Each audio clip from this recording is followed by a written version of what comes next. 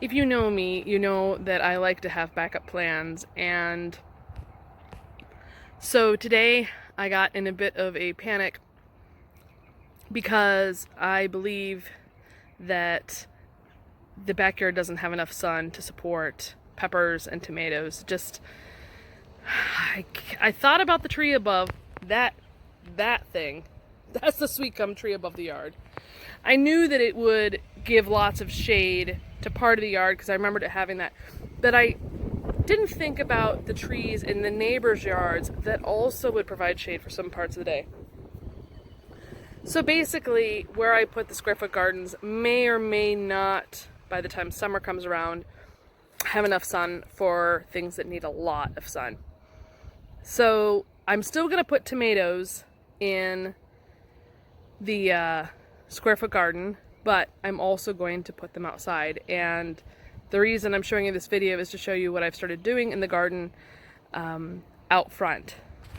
By saying that landscape fabric is the bane of my existence. Look at this. Somebody planted landscape fabric, put it in our yard, I don't know how many years ago, decades ago. Look at that. And to pull it out of the yard, and that's just a small part of what I've thrown out, you have to literally use all of my body weight to pull it out.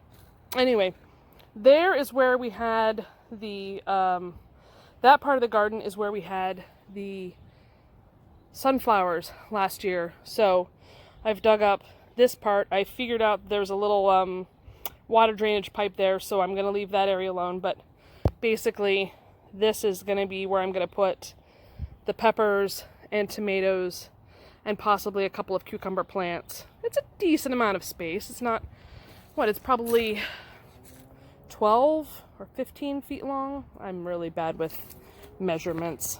It's definitely the length of 3 square foot gardens, so that's probably about 12.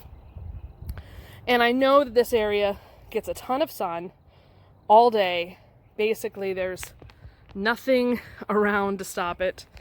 And I think they'll do really well. But again, I'm going to try growing those plants in the backyard as well. I just really want to have, I really want to have fresh homegrown tomatoes and peppers and bell peppers, not bell peppers, cucumbers this year. And so I'm just going to have a backup, and Lord knows I've planted enough seedlings for this to be an option. So we'll see. So I've dug this up, almost done doing it. I have to get some more of the weeds out. And then I'm going to accidentally bought 6 bags of cow compost. I didn't realize it was in my basket for Home Depot for carry out, for curbside pickup. So luckily, my mistake can now be used as fertilizer for the front yard garden, which I think will do well. And I'll probably put some worm castings, or the fancy word for worm poop, out there as well. And you know, some people might think I'm a bad yard person, but I left out the dead nettle and the clover and the flower things in the yard for the bees, who have enjoyed it.